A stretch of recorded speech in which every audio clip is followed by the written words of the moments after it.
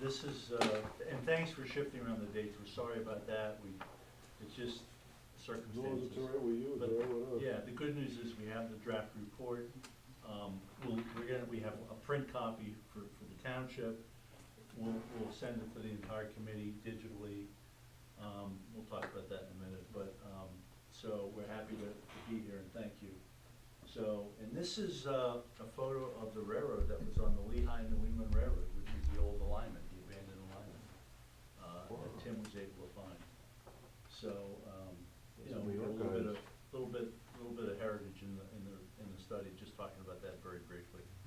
So tonight we're gonna present to you the trail alignment, options, costs, and discussion of what the next steps are. Again, this is a draft report. I'm sure we'll be making some revisions to it. In addition to sending it to the committee, Nick will send you a digital copy too. You can forward it to the Board of Supervisors. Yep. We're gonna send it to DCNR. We're gonna send it over to Sherry Acevedo over at the county. So I'm sure we'll get a lot of comments and make some changes, but we think it's close. We know a couple of things we want to tweak too, but so hopefully there aren't any typos. So thank you, members of the committee who are here, and you know us. And then in terms of the schedule, the other thing that we've done is we've moved the key person interviews that we have listed, and there's several. We're going to send those folks copies of the draft next day or so. And then we're going to follow up, let them review it, follow up in a week or two, and interview them and let them react to the draft. We thought that'd be a more productive way to do it than to talk in the abstract about, oh, here's the trail, okay? So we'll be doing that too, and we'll be incorporating their comments and suggestions into the final plan. And then we have, this is starting about a 45-day review period. We'll get comments, we'll come back to the committee meetings. We'll come back to the committee in mid-May and have a meeting to review the committee's comments. We'll assemble all the comments from our various folks, and then our last meeting is scheduled for July 18th to present the final plan. So we still got a couple months left, and get it to, you know, if you want to forward it to the Portland Council, that would be great too. Any and all questions or review, and this is great. I mean, this is something now people can shoot at sort of and say, oh, this, you got to correct this, or this doesn't work, or whatever. So that's why we have a draft plan. So Tim's going to take us through the draft trail alignments. It's pretty much what we've been talking about with you for the last few months. We have costs, and we'll go over those. And we can be very informal. Please, as we go through, interrupt us if you have a question, please, and just ask a question. So yeah, we'll go through the trail alignment. You know, from our last committee meeting, nothing huge has changed. It's mostly a lot of like graphics refinement and, you know, really zeroing in on the details. So here you can see the whole trail alignment with 9 detail plans. Now those 9 detail plans are going to be the sections that get a close-up, like 1 inch to 100 feet aerial with all the improvements in the report. Yeah, so here's a there's sample, so you can see demonstration. pretty good detail on 11 by 17, and certainly digitally you can even zoom in closer. Yeah, and so like the sections that didn't get those details are your on-road sections, or, you know, in the preserve where it's all pretty much uniform.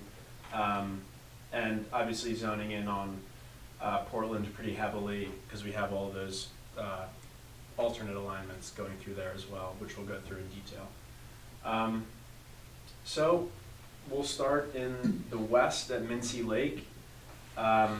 We're showing here an asphalt paved 10-foot multi-use path that connects up to the eastern parking lot, which will serve as a trailhead. And that loops down to a crossing at East Shore Drive, where we're proposing an improved pedestrian crossing with rapid flashing beacons and a crosswalk before crossing the road in to the old rail alignment that the township owns now. And this will also connect to the existing Minsi Lake Trail once that dam bridge is built. So that'll connect in there as well. So I think I got everything there. Yeah, so then we're following the alignment to the Tots Gap trailhead. And you've seen this rendering already. That's the alignment in its current form.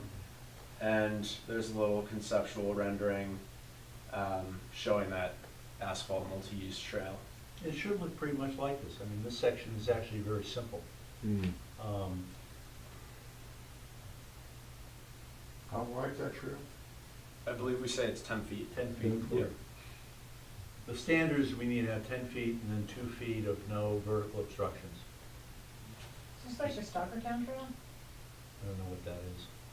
Goes from Stockertown to Wingate? I guess it's a Looks a lot like. yeah, that. multi-purpose trail, 10 feet Yeah. wide Yeah. and handicap accessible, yeah, big and flat. So that takes us to our second proposed trailhead there at Tots Gap Road, and the intersection with that old rail alignment. Here we're proposing a trailhead with, 20, 22 parking spaces, 2 of those being handicap spaces. And that is sort of the end of what we're calling our early implementation. That's concrete, it's already township owned, connecting to existing trails. It's, a good candidate to be like a catalyst for the rest of the trail moving forward. And that connects up to our first on-road section of the trail on Tots Gap headed north towards Ramblewood Drive. That's your simple Shara markings on the road. Yeah. Are there provisions to expand the parking lot if necessary? We could, I don't see it ever getting beyond I that, just wondered but it's a because good question. Might get popular. Yeah, we could, we could have it run further. I can't tell from this rendering where the creek is there. Can you tell? Yeah, the creek's right here, Okay, right. but you do have a lot of room up here, and the parcel is pretty large there. Yeah. So And You it- never know. No, and that's a good question, and again, remember, this is conceptual. So the next step would be to go to design and engineering, and you can make that determination then if you want to design a larger lot. And we show this looks like it's paved, it could be gravel, the parking lot. So, it's some of the renderings. The other thing I noticed, that where it says composting bathroom, that building's way too big, it should just be a very small building. So that'll be a tweak in That trailhead's also not that far from the back lot of Minsi, so Minsi could also be overflow parking. Could be, sure. yeah. This parking lot here? People might use it that way, I mean, not officially, but sure. Right. If you want to, people might say, oh, let's just park there and walk over, because it's not a very far walk either, it's really pretty Yeah, close. it's like What is just the under a actual mile. distance? It's just under a mile. I have it later in the presentation. We have the linear feet of all the segments, so I think it's like 4,400 linear feet. We also don't want to be running around turning old fields into impervious surfaces. Sure. Just because there might be a car there one day. So, Yeah, I mean, you actually might build, you might start with a 10-car lot, right, and see. I just know there's provisions, you Yeah. don't wanna- Yeah, the township owns a big field. Right. Absolutely, Yeah. yep. So moving forward, now we're zooming out a bit. We're not in a detailed plan here. This is that on-road section to connect the Minsi area to the preserve area. And what we're showing is a Shara route up Tots Gap onto Ramblewood, connecting to $1 Million Highway, where we're proposing a bike lane down to the preserve. So this route has regulatory signage and wayfinding signage along it. We have a signage plan later in the presentation that shows general locations of all that. But the intention here is to provide that on-road route and connect the 2 recreation And destinations. just before you move on, you can see P3, P4, P5, that's how the costs are broken down. Right. So each section has a distinct cost, so it's like a Chinese menu, so you can look at it and here's, it's not like the whole thing, here's X number of Piecemeal. dollars. It's all broken into pieces with lineal feet, et cetera, so you know where the costs are coming from. So also there, we're showing the Sand Pit Road optional alignment. We'll discuss that in detail later as well. Later now. So we're showing a bike lane on Sand Pit Road to connect down to where we are now, the Township Municipal Building, and the Slate Belt Little League ball field as well. You know, this is a pretty easy, low-cost opportunity to add another connection to the trail network. The only expensive part of this is going to be a railroad crossing there, right there at the southern end. And also a little bit of an improved pedestrian crossing by Sand Pit and Yield Highway, just adding a crosswalk and some stop signs as well. And this is a nice way to connect, obviously, the preserve Yeah, with the township building and the fields. yeah. And the road's very wide, obviously you got truck traffic, but Mhm. the carways are very wide and we have generous bike lanes there, so, Mhm. might not be for a 5-year-old kid, but it is a bike lane that's designated and there's still plenty of room for trucks. Well, you said, Tim, you were talking about the railroad crossing. What are you planning on doing with the railroad crossing? It just has to be surfaced in a particular way so that, you know, if It's you're. very difficult to deal with them, so just to let you know. Well, you get an existing crossing, so it's not like you're proposing a new crossing and bikes and pedestrians are permitted to go over it now. Right, So all we're doing is probably adding some nice surfacing there, so somebody well, the would be rail, safer to go over with a bike tire. That's yeah, all. because it's not really safe to go over it now. Right. It's not really safe to go over it in a car. Yeah. Not safe for the tires. And there wouldn't be any cost to the railroad, you just have to run the Right. plug by them Yeah, to improve it, and it's an existing crossing, so it's not like yeah. they're giving up But does anything. the railroad need to do it, or do you do it? I think you need permission from the You need railroad to permission, do it, yeah. but you. So we could get permission to approve all these crossings now. Well, the problem is that they subbed everything out, so you don't deal with the railroad, you deal with this other company now. Right. And they're very difficult. So just to prepare for the future, just so Sure. you know, it's not easy to deal with the railroad. No, all the railroads are The done. other thing about this, and I don't want to stifle enthusiasm for this, because this would be really cool, but the area up by the concrete plant and the wood mill, if you want to call it that, is a sort of working area that crosses across the road to do the work. So, Yeah, they Saying cross like- over. so Like even right though it's around a here. road, they treat it like their personal parking lot. Right. And that would probably be a factor in the longevity of any markings on the road, and that they're gonna get worn down by all the heavy equipment coming back and forth. Sure. It's not problematic, but it does happen. Oh, They yeah. do cross over. Sure.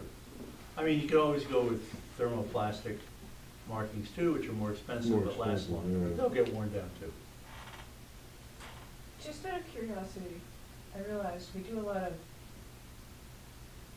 tar and chip stuff on the road, so you're gonna do these beautiful markings and are we gonna tar and chip over them? Some roads are made for oil and chipping to stretch the life of them, but then Yeah. some are actually just replaced. Right. Depends on the road. And you'll see, well, at our meeting, we voted on one of them, yeah. But the painting is replaced. But, I mean. They don't have to do it. the We will do people- that, so they'll be Right. budgeted Okay, okay, into, that was the question. yeah, we do have, like, the humps. Those are all priced out, those are gonna be taken care of, and, We that's could just get part of the rid of budget. Save some money. What's that, Dave? Now, they've got to get rid of all those. Save some money. But I Of think course, it's more to get rid of them. Eleanor's point was that, I think, that it's an increased maintenance burden over the It years. is. If the markings are I more mean, a lot of comfortable. these things are gonna have to be maintained, they're not gonna last forever, we all know that. But, But again, maybe the, you know, the open space money could pay for it because it's done with funding from grants. I don't know. Can open space pay for maintenance of roads, just roads? I don't know, things change. That's a good question. Just That's a for good prop- question. I don't I mean, think- you could say it's a recreational improvement. Yeah. I don't know. Do anything Do you want to you your. know, Judy? I don't really. Yeah. It's stretching it a little bit. It might be stretching, but, It specifies any property that was bought. you know, Yeah, markings and right. painting, you know, like for argument's sake, all of our roads is like $126,000. Right, but we didn't buy Ramblewood Drive, so. So that's what it costs to put double yellow lines and white lines. How much is it gonna cost? I don't know, you know, they have to look at the, you know, how many markings we're putting down. Right, we have that. in the Thermal, that's more costly, but it lasts longer. You know, it's gonna be maintenance, you're right, Eleanor, it's gonna be an expense to the township in some form.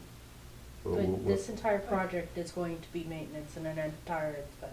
Yeah. So it's Because I like, just wasn't sure who bore the cost of it, whether it was open space or whether it was the township. There is, you know, it'll be ours, but there is liquid fuels, because it's a road. Anything on a road, we're painting, we could do that. So there's other avenues of They're fixing gonna, yeah, it. they're gonna, if they're redoing the road, they're gonna have to repaint it anyway, like, you know, I guess my question was, Yeah, who's gonna redo the pretty, after the initial run with the granting, it's gonna become. The other thing is, you know, the Northern Tier Trail is a county initiative, right? Right, And if Sherry was here today, she would never say they would do this. But I think you can make a case that over a period of years, you could apply for some of their livable landscapes money. yeah, To repaint lines for a trail that really is a county initiative. I mean, Yeah. I think that's a good argument. It's a Yeah. regional resource, and as more communities install this, those maintenance Mhm. funds maybe, because when you think about it, the construction on these parts are really minimal, yeah. and there are sort of maintenance monies anyway. Painting lines it's a very minor capital improvement, so. Yeah, and there is funding, there, you know, like I said, there is funding. And we have to speak to Sherry, because we have to close out the Zigapoo's property, so I can bring what Pete. Well, Peter don't do it said. yet, but I'm saying in the future. In the future, all right. Take it one step at a I time. take that back. All right, we'll move on here. So this is our preserve section. This will be stone dust, about 4,500 feet of off-road stone dust trail. This will require a trail bridge over the Jacoby Creek there on the eastern portion, right about where the P9 is pointing to. And we're also showing a couple trailheads here which are already included in that preserve plan on both the western and eastern edges of the preserve. We're also showing one on the township-owned property on the other side of $1 Million Highway. Maybe it's some overflow for the preserve as well. Showing some what, sir? Another trailhead. Trail, even parking area? Yeah. Parking area? Yeah. By P7, you're saying? Yeah, below P7, above X1, where that arrow. Mhm. There's a little patch between the roads there that's flat, Yes, and it's dry, yeah, so that could be a trailhead area. yeah, And the other thing is, we're including this section of the trail as part of the trail, even though it may be built as part of the preserve. mhm. Because the two, you know, we're keeping them separate. For some reason, the preserve never got built. We want to have this trail in this trail cost in the trail plan. Mhm. So a little bit of redundancy. So that takes us to the difficult part of the trail. That was all, pretty straightforward. Yeah, just before you go on. Sure. I mean, it's easy just to say, okay, it's whatever kind of dust you're talking about, but, the current level of that trail and the wetlands around it at the moment, that's a very wet area in some spots. And so, there's probably more to it if you wanted to last for more than a few days, to just putting a bit of dust on it. That it needs built up along the edges, and maybe areas that need bridged, et cetera, et cetera, et cetera. Well, there are no bridges needed, we think, on this, where the dots are, because that's the old railroad alignment. Mhm. We do have, when you look at our costs in detail, we have costs for the trail, we have like 20% contingency on those numbers. We have 20% number for design engineering, and we have 10% for stormwater management. So we're very conservative, we think, with our numbers, meaning we think they're high when you see Mhm. the costs. Mhm. And, you're absolutely right, those comments you made, but overall, that trail is in pretty good shape. And the alignment's wider than the 10 feet we need. Mhm. Yeah. So Mhm. all those things are good. We think we've covered them in the costs and the contingencies. Okay. Yeah, yeah. So we'll go through our alignment options in Portland.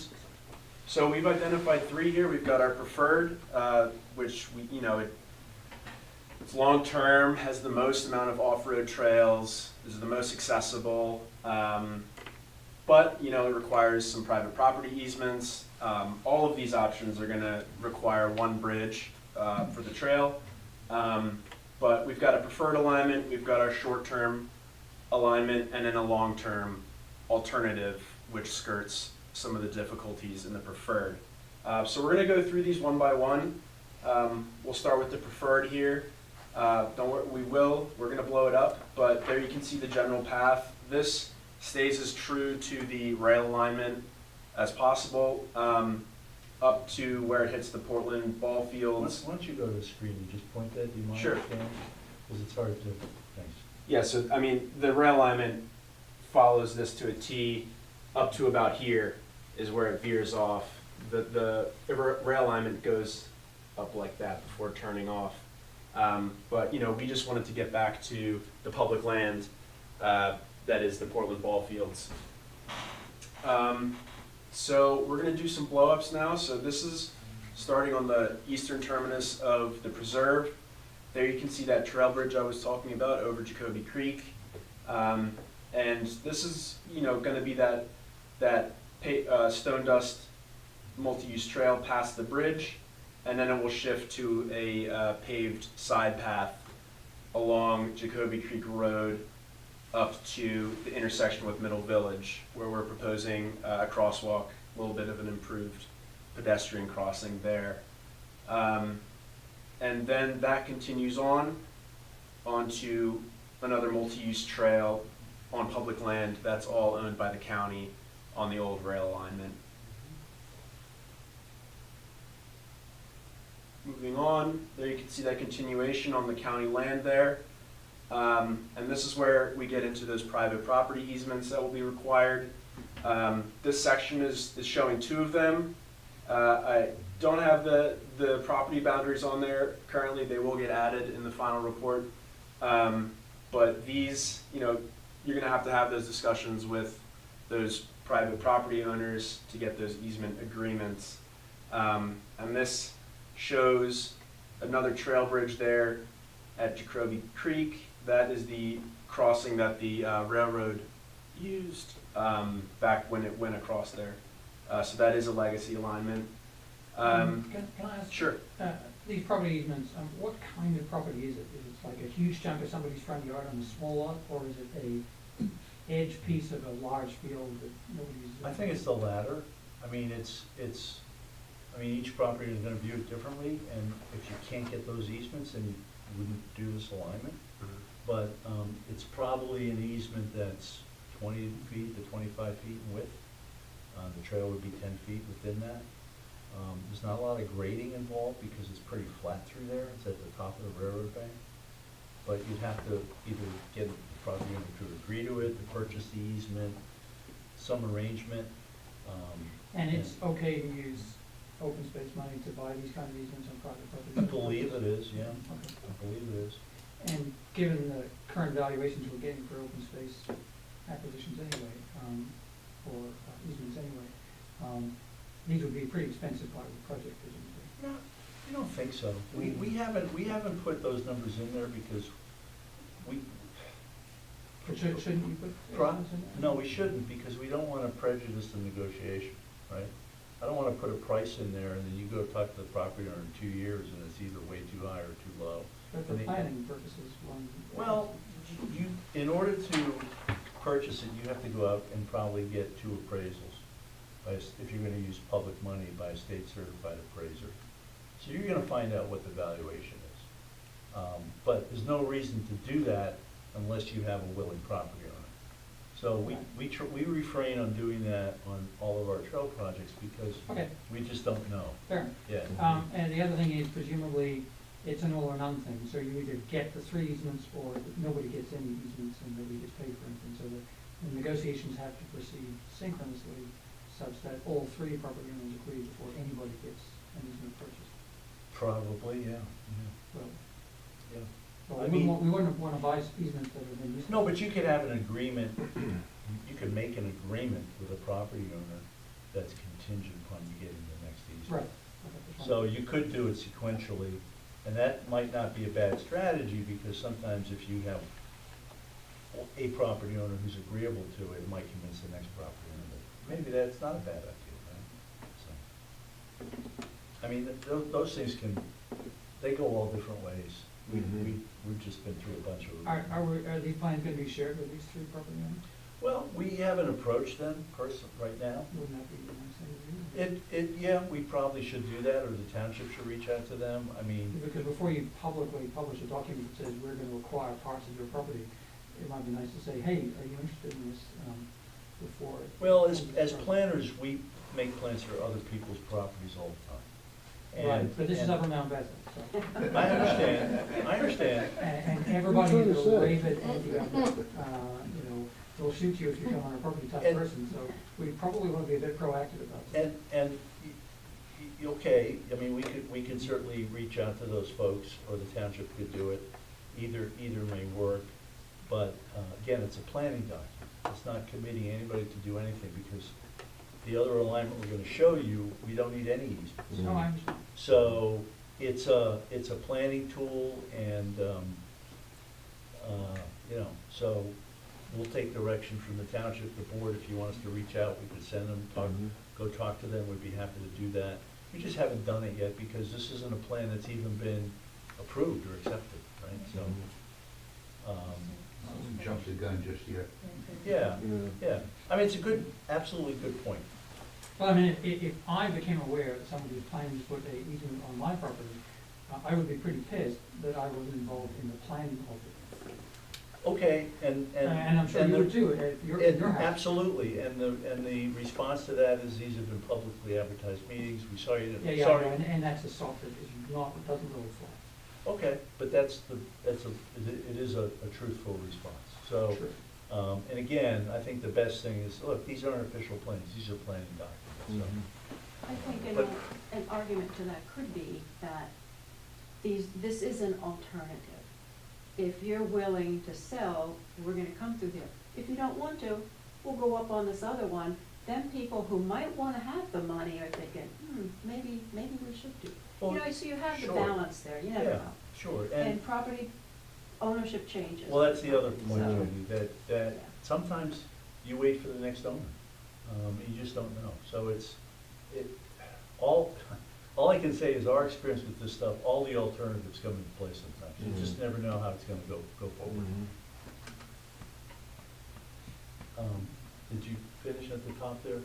Oh, yeah, I think I just meant, yeah, We we've get got to the the, bridge. yeah, we've got to the bridge, and then we're showing a little side path there and an improved pedestrian crossing over Boulder Drive, with, crosswalk and rapid flashing beacons as well, before continuing up into the last private property easement there along the old rail alignment, which goes up to the Portland ball fields.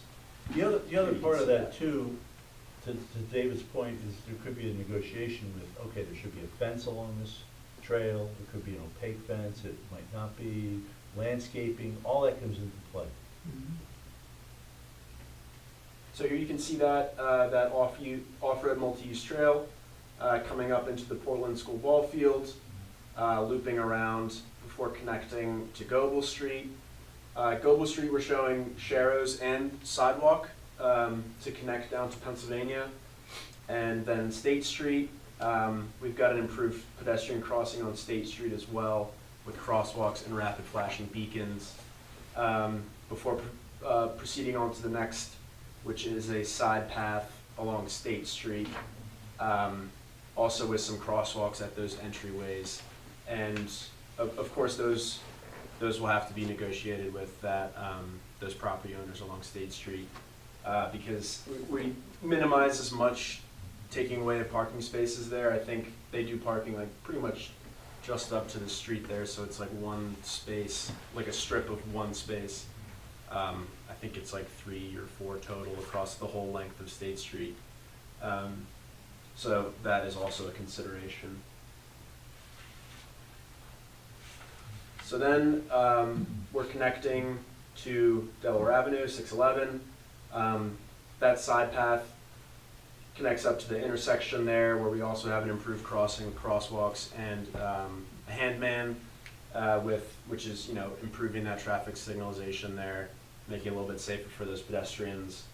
And we talked about this at our last committee meeting, I believe, where we want to expand that sidewalk a little bit and push it out. Because, you know, Delaware is quite wide. Of course, it's a state street, so you're going to be involved with PennDOT in that, and any safety approval will have to come through them. And, you know, that might give some great foot traffic for those Portland Main Street businesses.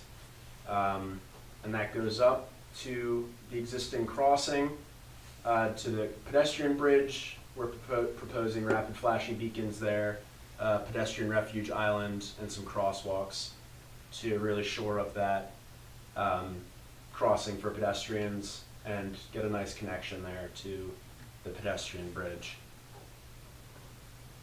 So that is the preferred alignment. And I think it's preferred because obviously it has the most off-road. You know, we basically off-road from Portland through to the preserve, and then from Minsi to Tots Gap. We have that central section that's on road, but we don't think going through that large property in the center is probably something that's ever going to fly. So that's why we didn't really approach that.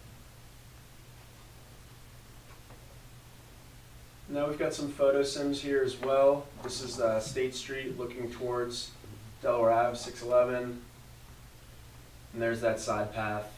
You know, some nice landscaping, trees along as well. I believe we have one more here. That's Main Street there and Delaware Ave. And there you can see that expanded sidewalk, crosswalk, and your parking there as well.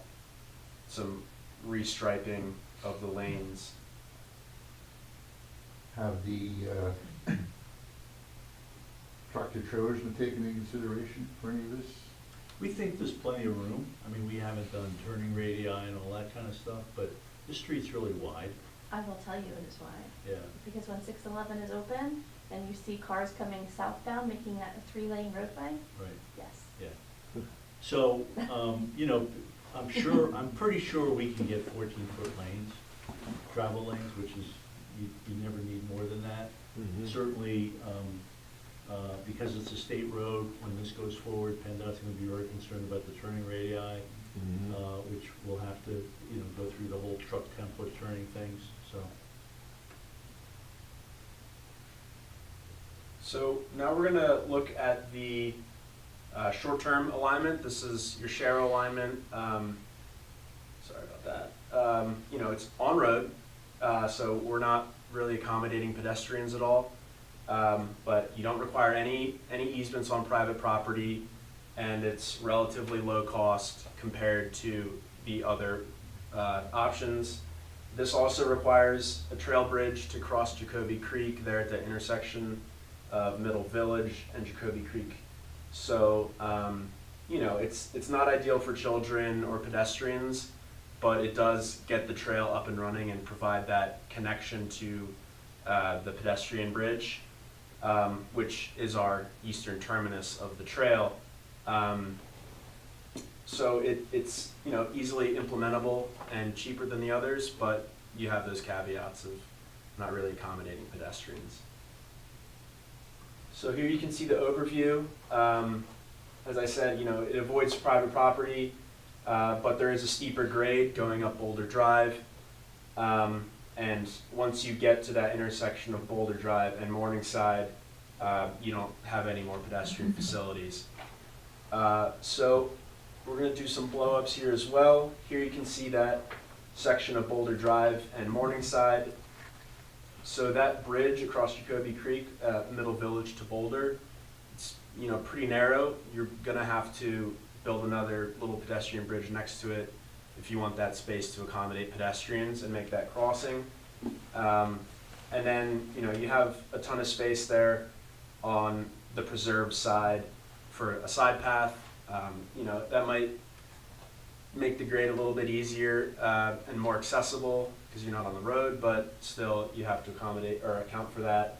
And then we're showing a improved pedestrian crossing at the intersection of Boulder and Morningside.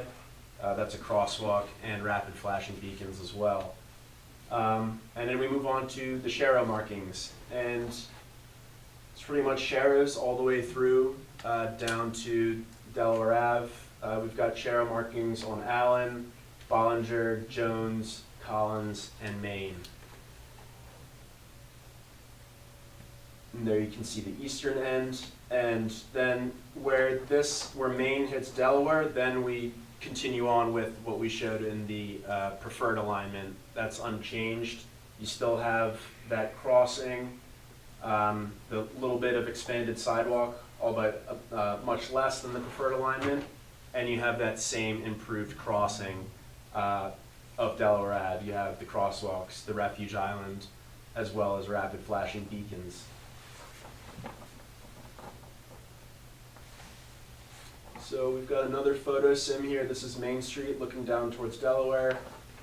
Just some simple Sharrows. That's pretty much what it would look like the whole way through those neighborhoods. You know, those neighborhoods are low volume, pretty steep grade, but maybe that's a challenge for some bikers.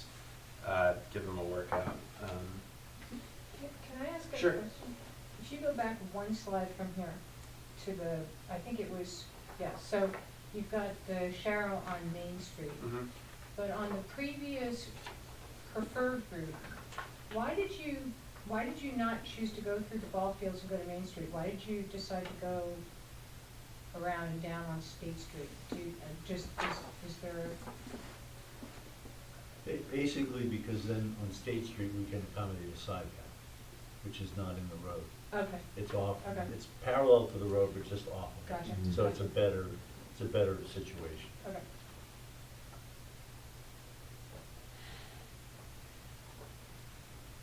So now we're going to go through that long-term alternate.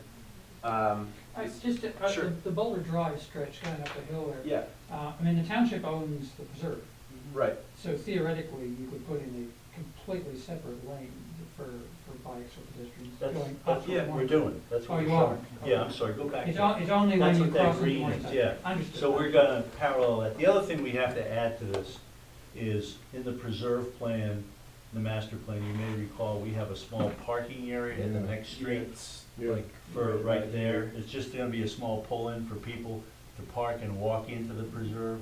So that trail would continue up to that small parking area. It's like, I think we showed 10 cars. I think we have that side path specifically listed at 10 feet wide. So that you're at that Yeah, that width. yeah.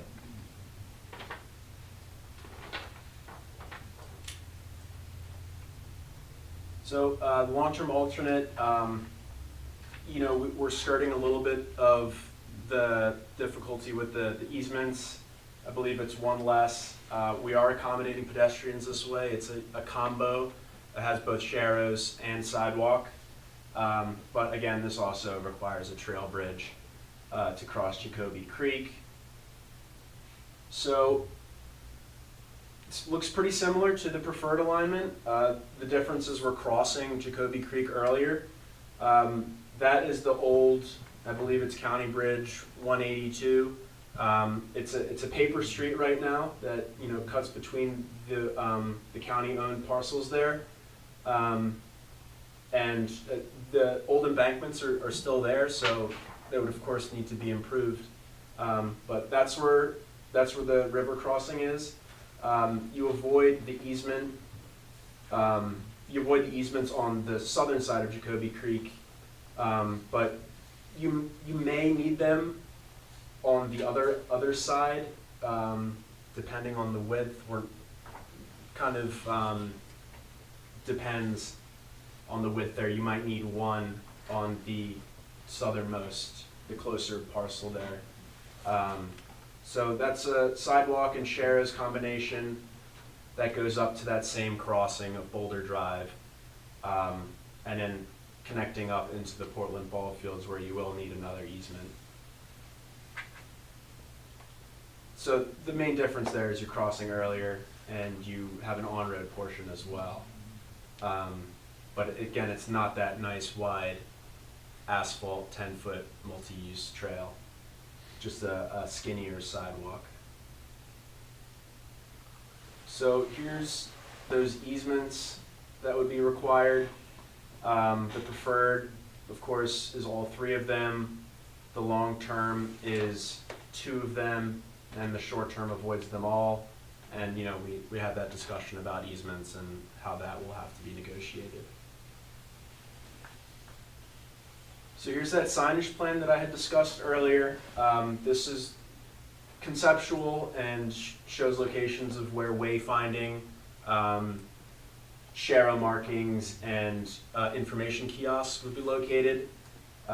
We've got kiosks located at the trailheads, one there at the crossing of East Shore Drive, one at the Tots Gap trailhead, one at the Preserve trailhead, one at the first bridge crossing within the Preserve, and then another at the intersection of Boulder and Morningside, and then at the pedestrian bridge as well.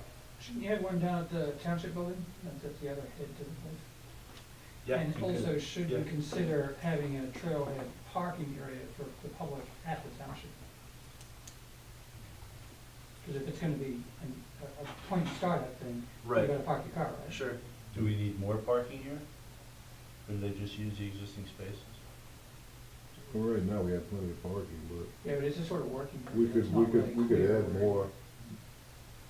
We could Yeah. add more. We can look at that. Actually, out here where the trailer is, there's space over there. And isn't there parking at the ball fields too? Yeah, but Yes. that's owned by the Slaters. Owned by what? That's owned by somebody else, though. It's not, that's not the township. Oh, it's not The that? ballpark's over here, yeah, that's the Slate Slate-Belt. Little League. Okay. Mhm. So there's our signage, and the ones with the white background, those are your on-route or on-road routes, and the dark background is your off-road. So moving on, I think we have, trailheads. So there you can just see those locations of the trailheads I've been talking about along the alignment. There's 6 of them in total. And I think now we're on to cost estimates. Okay. So the costs, we've broken them down, as I mentioned, by these segments, okay, so you can dissect each segment. And in the report, At the end, check 4. yeah, in the report, just want to hold up the page here, we're going to have it on the screen too. They're detailed like this. I'll pass this around now too, if you want to pass it around to look at it. So they're broken down into segments, and we broke it, P is preferred, A is short and long-term alternates, and X is the Sandpit Road. So, so the preferred alignment is about 5 miles, the long-term alignment is 5.3, the short-term alignment's 5.3, and the optional alignment's about 0.89 miles. So I just give you a little graphic about percentages. So, at least in the preferred and long-term alignment, we're mostly off-road, some on-road. So in terms of the preferred alignment, with all the costs that you'll see on the detailed sheets, we're at about 3.6 million. And again, that includes 20% for design engineering, 20% contingency, and 10% for stormwater management. We think these numbers are high, they're conservative, but we'd rather be conservative at this point, because when you go, I mean, it could be 2 years, 3 years, 4 years before you go to build this, you'll refine the costs there, so would rather be a little high. This is all $24. The long-term alternative is just a little bit less expensive. The short-term alternative is, again, about $400,000 less. And the Sandpit Road number is 100,000. Again, that's probably high, because it's mainly paint and crossings and those types of things. I'd say that's probably the highest of the numbers. But you're in that range, okay, and you can see the detailed numbers that we've used in here. You know, we haven't figured like, okay, do we need a drainage pipe here to get water under this trail section here, and that's why we use a 20% contingency at this point. So in terms of, you know, what you might go after first or do first, it seems to us that to connect the Tots Gap Road trailhead to Minsi Lake Park might be the first thing you'd want to do, because it's off-road. It gets people using the trail. It connects to a regional resource. And then if you add in the on-road sections of Ramblewood, et cetera, Million Dollar Highway, you're at about another 200,000. So for like about 1.1 million, you could have a connection from the preserve all the way to Minsi, which, you know, would be in and of itself a good system. And then when you add in the connection to the preserve itself, P8 and P9, you know, you're at about another 700,000. So, you know, that from Lake Minsi to the end of the preserve is the easiest section, right? Because it's either on road or already owned. And then those alternatives that we went through getting through and to Portland are the more difficult ones where you're gonna have to negotiate easements and those types of things. So that's why we've given you alternatives, because it's impossible to know exactly how that's gonna turn out. You know, you could spend a year or 2 years in that process, talking to property owners, et cetera. And segment 1 is the long-term alternative, and it's about 150,000 less than the preferred route. Segment 2, A2 and A8 are the short term, and that's the least expensive than the long term. I think. That's the total cost, that it's less than. Okay, so you can see that it's, you know, a lot less than the other routes, because we're not using, you know, eliminating bridges, et cetera. We only have one bridge instead of a couple. But these have to be considered alongside the cost of the easements, which aren't factored in, so. Correct. Which might be, you know, $500,000. I don't think they're gonna be that high. I think when you do an appraisal, I mean, we're not asking for a lot of land. It's really, I would say they're probably more in the low tens of thousands. Oh, okay. Because it's not that much ground. If you Yeah, take you're 25. buying the property, you're Yeah, easing the property. yeah, you're taking 20 feet times 100 feet. I mean, it's not a big area. So, it's definitely a cost, and there's also legal costs on top of that. But I don't think it's hundreds. I mean, it's more tens of thousands. Okay, Okay. that's all.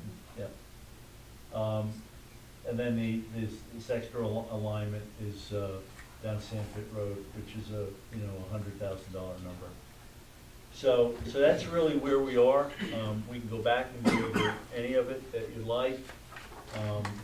You know, we'll, as I said, circulate this. I'm sure we're gonna get a lot of comments.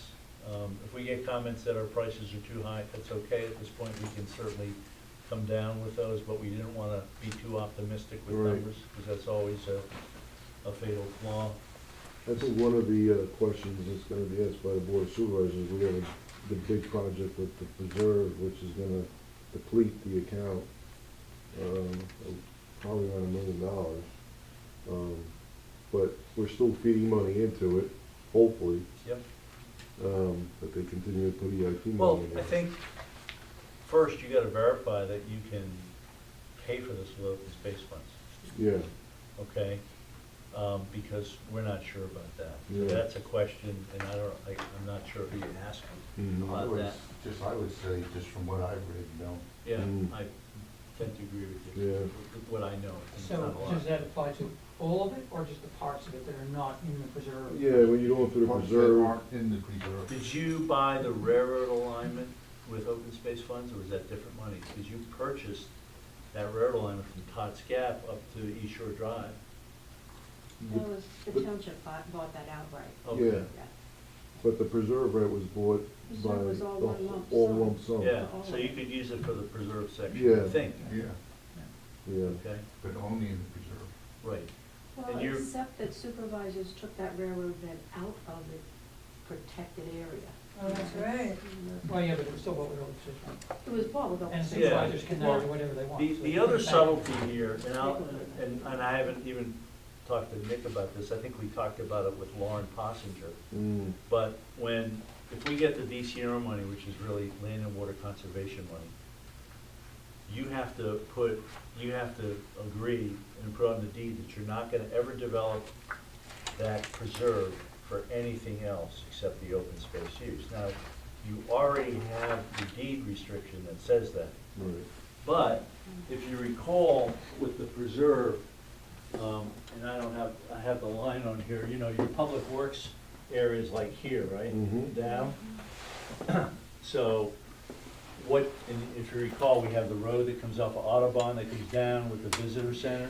Yeah. So we're gonna have to create a little bigger area with the land and water conservation limits that will, in effect, preserve more of the ground that's not officially preserved No. through getting the federal money. It can't be used for anything else, and now even, because it's not really usable for public works. Mhm.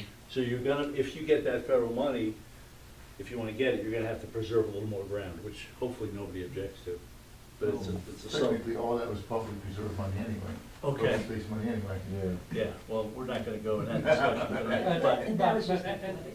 And this is probably important, in that the area that's nominally, quote, preserved under the ordinance, I guess, is that what, how, It's a mechanism deed. was used? Deed restriction, yeah. Deed restriction, applies to a certain area which does not include where your trail is going to go through the preserve. That's carved out. but because we're applying for federal money, that'll be included in the land and water conservation fund. Right. So in effect, if we get So the it will be money. sort of retrospectively preserved. Correct. But my point is, for your purposes in terms of applying for grants, or doing certain things, or using open space money to pay for it Right. from the township, whether that particular trail, is in the preserved area in the deed or not is irrelevant. Correct, Right. yeah. So it doesn't do you any harm, it Yeah. doesn't do you any good.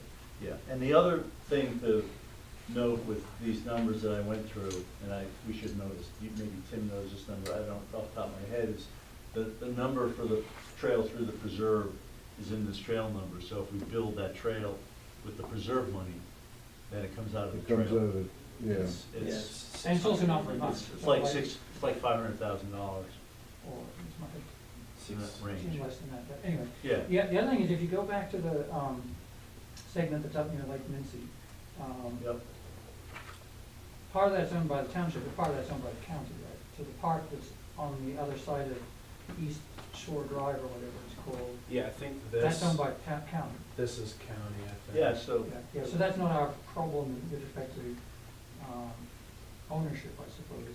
But the part that is owned by the township, what could the township do in terms of, reclassifying it, I'll use the term very loosely, that makes it then usable, or you can then use open space money on it? Could we, for I example? don't think so.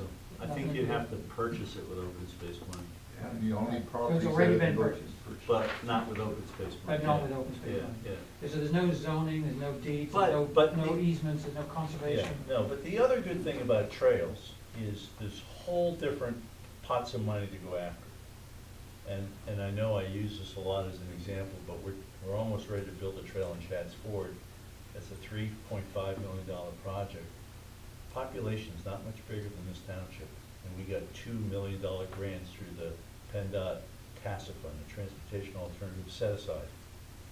And this is, and that pays, that's an interesting grant, because it's no match required. It's like LSA, no match, Mhm. but you have to pay design and engineering. Mm. So that's your unspoken match. So that's a really good source, and that's in the booklet. And another really good source is PennDOT multimodal, which you can also go after for this, and DCD multimodal.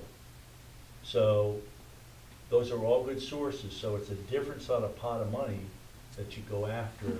I think, and the multimodal is 80/20, I believe, and so is DCD multimodal, or no, 30%, 70/30. So there are different pots of money to go after. And this is the most expensive part of the whole project. looking at the numbers quickly in the spreadsheets. Which part? That section up towards like Mincy, that's huge. From Mincy to Just the Todd's just the Gap, paving alone is. It's a like mile. $5 million. yeah, it's a mile. Yeah, well, I think that section's expensive, and then the section from the end of the preserve into Portland, if you go the preserve route. Those are the two expensive pieces, most expensive And pieces. neither of them are within the purview of open space. Correct, yeah. Yes, no. But again, I think you're focusing on open space money is great, because you have it, but I think there are other sources out there. Right. But there probably aren't any other sources in the township.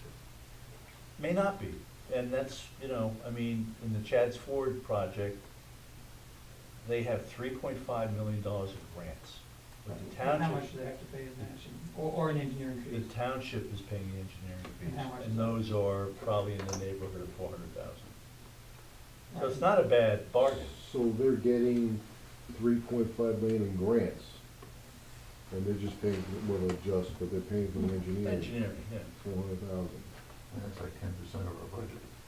Well, yeah, budget said But you 12. can also apply for grants that pay for some of the engineering, like DCNR, as you So mentioned. would it be possible, do you think, in reality, to have all of it paid by somebody else other than the township?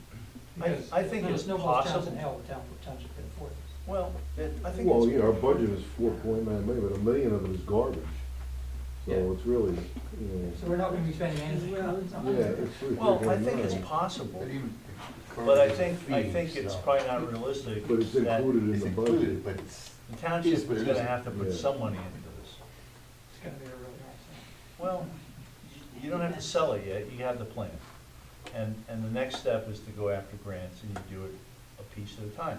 And David, thank you for mentioning the section that's owned by the county, because why wouldn't the county build that section down to East Shore Drive? And to that, what about the part that's in Portland? Doesn't Portland want to pony up a little bit? Well, I'm sure they're gonna contribute, but they're, exponentially less affluent than you guys are and smaller. But the other good thing about this project is, Portland can partner with grant applications with the township, and that helps, Mhm. right?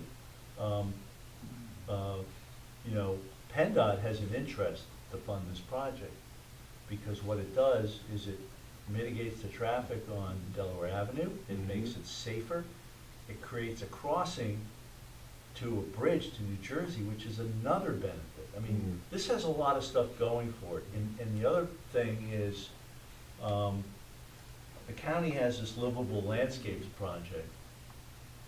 I would and I think that, I don't know what the latest politics are with the county, but at least for a while, they were putting a lot of money into Parks and Rec and trails, right? Mhm. This Northern Tier Trail is an initiative by the county. They have an interest to see this section built, because they want to see it all the way over to, Walnut Port. yeah, Walnut Walnut Port. Port. One of the key person interviews is with one of the new commissioners who lives in Walnut Port. Oh, okay. And we're doing that specifically to try to get him interested.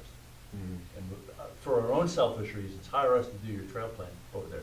But I mean, I'm assuming he's a supporter of this effort, right? So until you have the plan, you don't know where the money's gonna come from. And so I think this project has a lot of things going for it. I mean, I'm very optimistic about the grants we're writing for the preserve, because the preserve has a lot of bells and whistles, right? In terms of things that agencies want to fund. And this trail project, I think, is similar in that way. Do you think the most feasible, practical one is to go from Mincy to the preserve first? I'd say, I'd go from Mincy to Todd's Gap Road. That might be the first thing to do. Because when you start getting up towards Portland, there seems to be a lot of headaches up there. Well, it's more complicated. Yeah. But the other reason to do Portland last is because if you have the preserve built, if you have the on-road section in the middle, and you have this section from Tots Gap to Mincy, then it's like, well, we gotta complete this.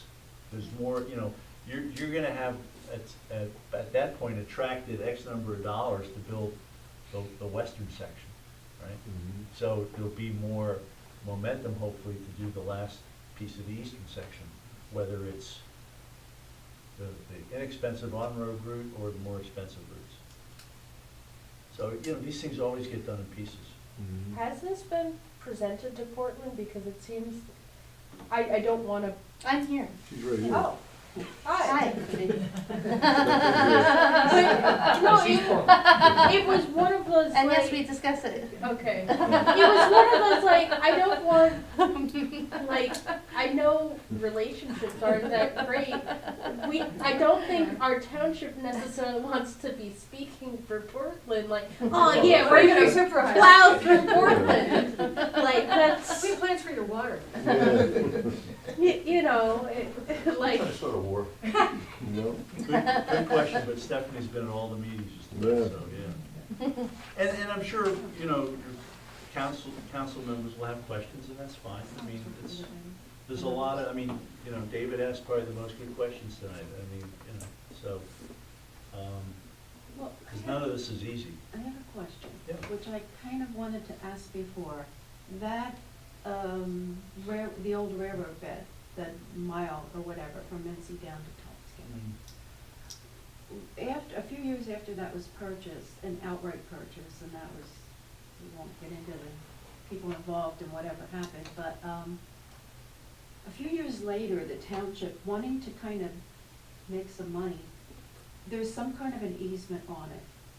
And I don't, for $5,000, and I don't know exactly how all it went. You mean from Todd's Gap West? That little bitty, that railroad alignment there.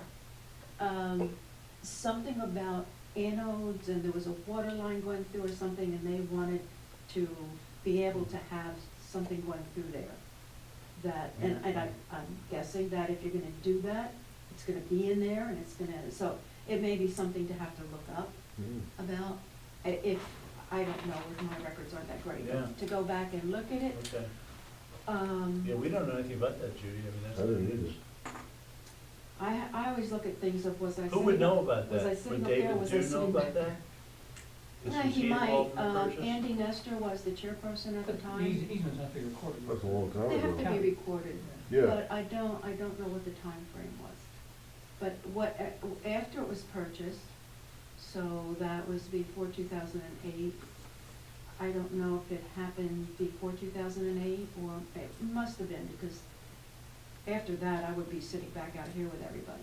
So I don't know. I just know there was $5,000 for an easement to some company or whatever that they wanted, and the term anode, because they wanted something about their pipes not resting or corroding or something or other.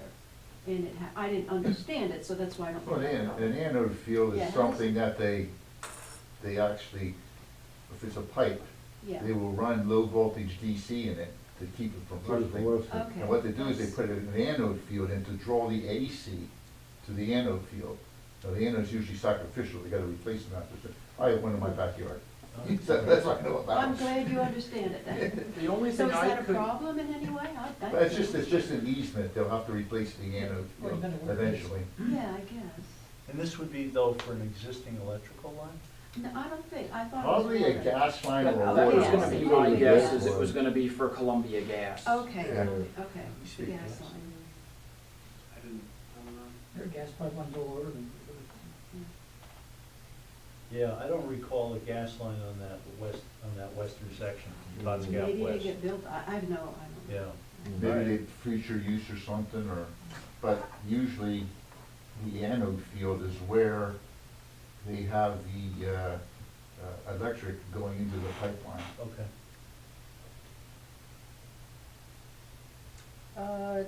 Next question, because I was trying to briefly look through all the costs and whatnot.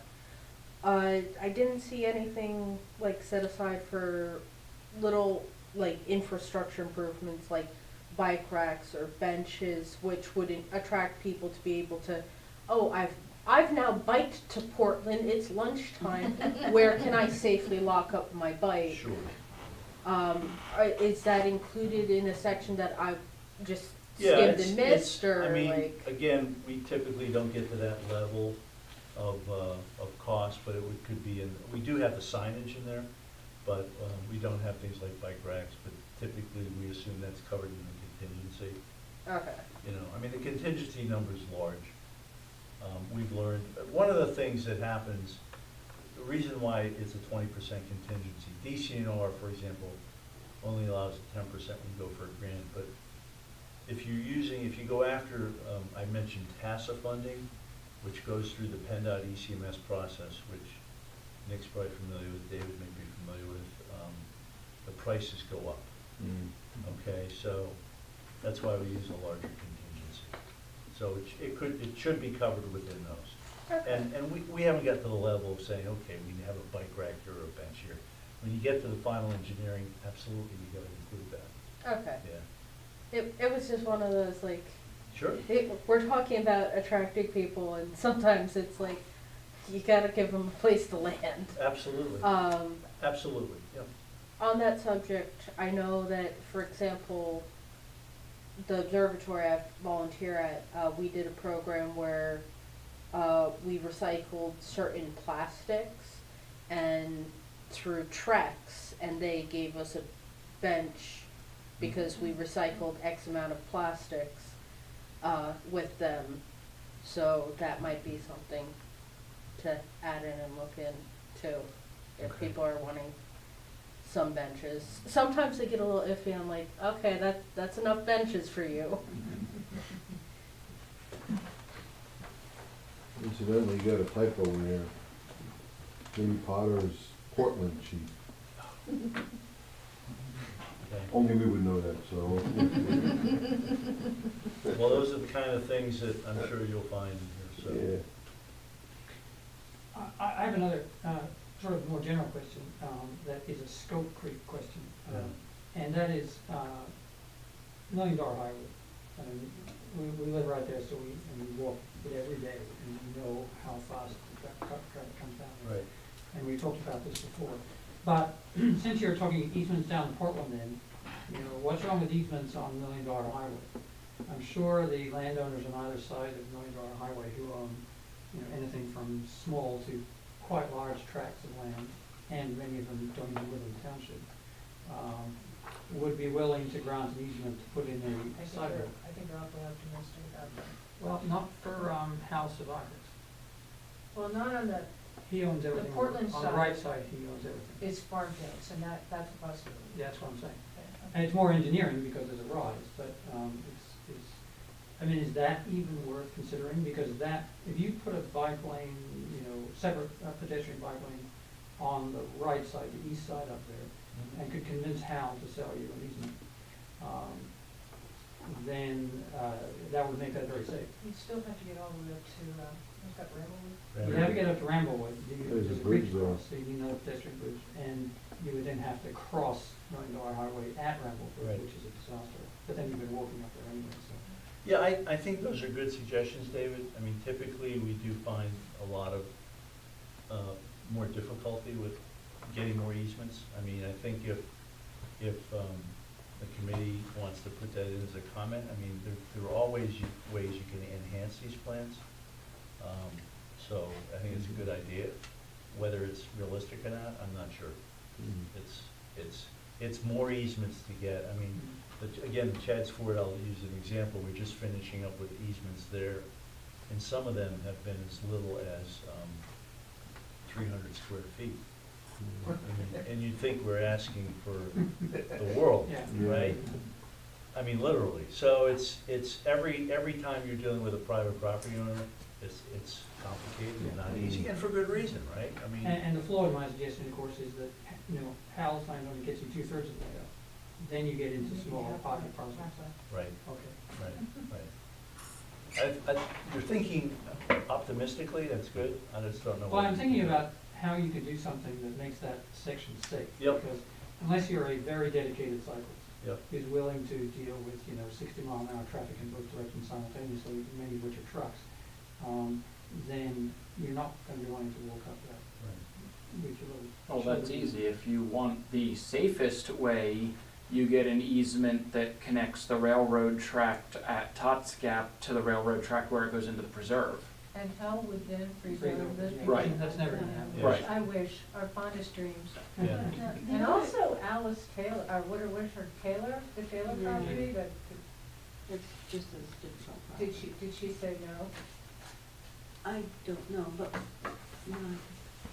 but the the idea could be that once you get certain parts of this done, you can go back then, you know, a few years down the road, and everybody's like, this is really working out, but couldn't we get, you know, move over here and do some, Sure. Yeah.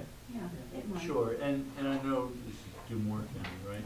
Mhm. And Dumont, sorry, I always get that wrong.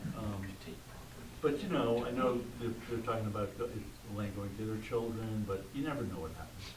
New property owners sometimes have different opinions, so. And I think you're right, Judy. I mean, once systems start to get up and running, Yeah. people see, that, gee, this is a really nice thing. And the thing is,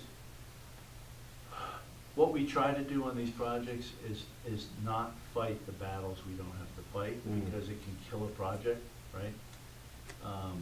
Sometimes this is not, to your point, this is not the ideal route, but it's a route we think will work. And the point is to get the system up and running, so that in the future, maybe something better can happen. Mhm.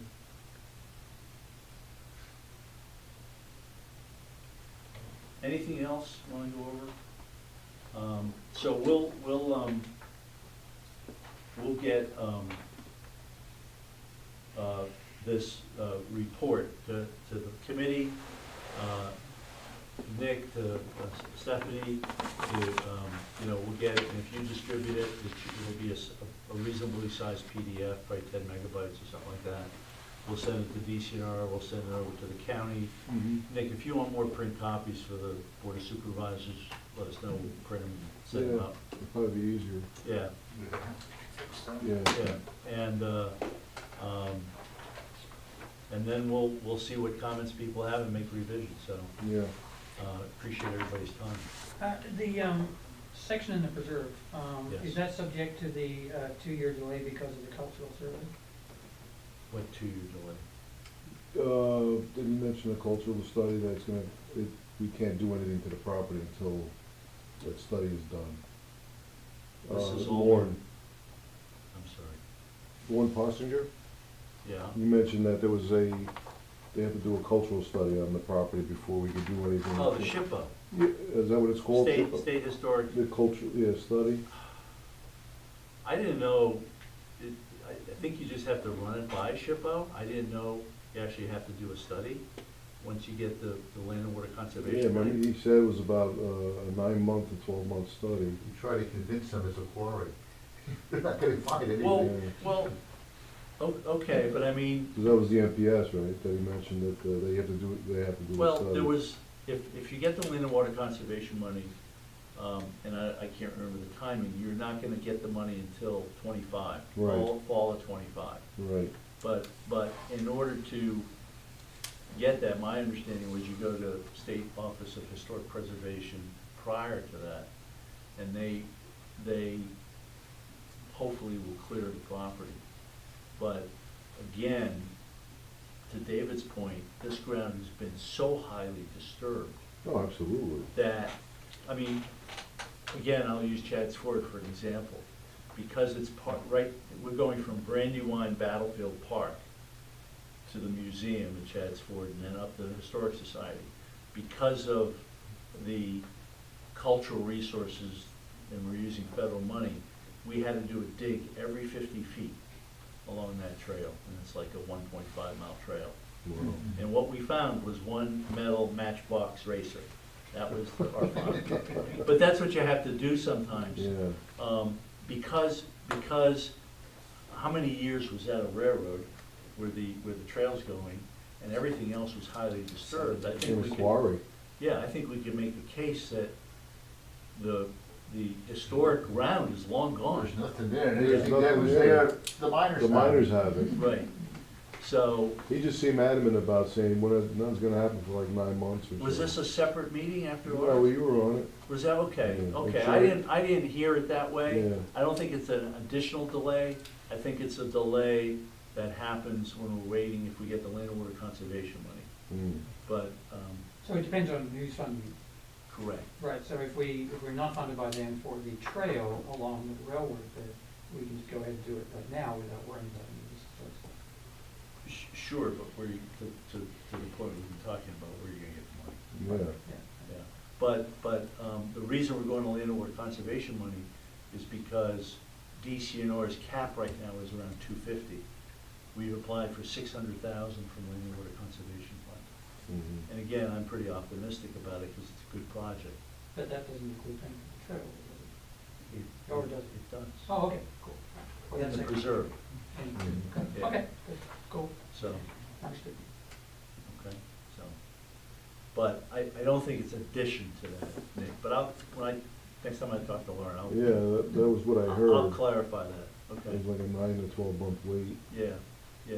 So we plan to spend money until else. Yeah. But I know the money's not till 2025, if we do Correct. get granted. Yeah, it takes time. Mm-hmm.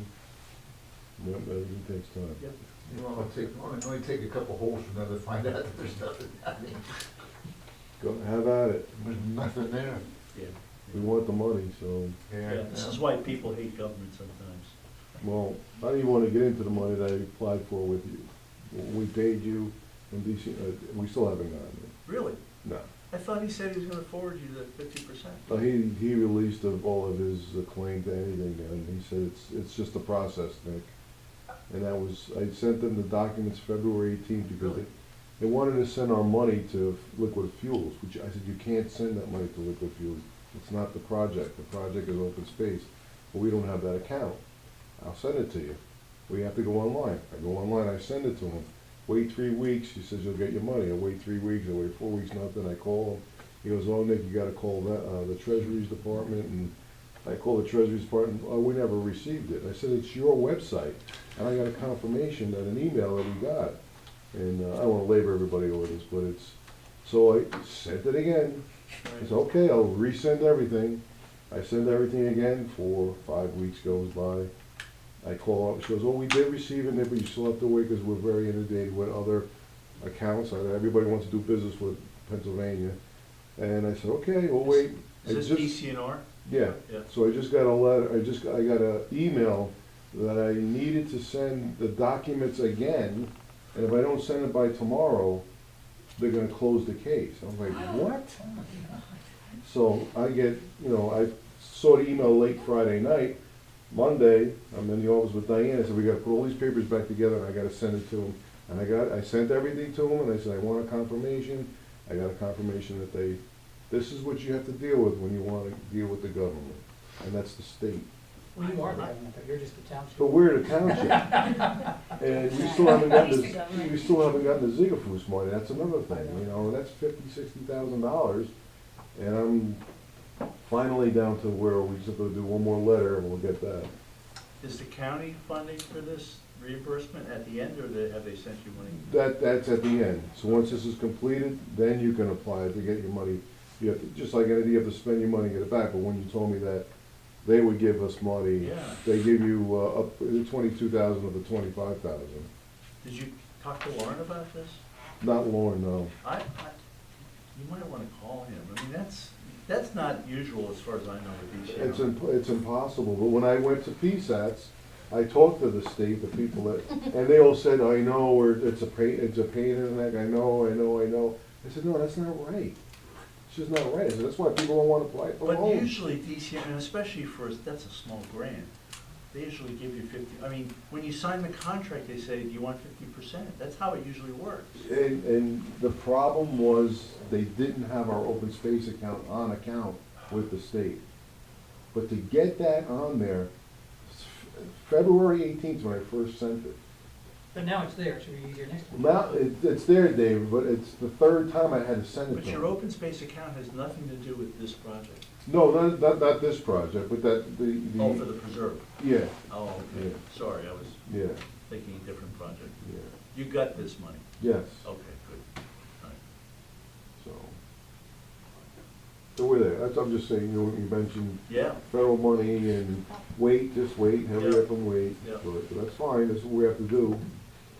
We're in the low part it's of the still, total it's still pole, but- cheaper than using your own. Exactly. Yep. And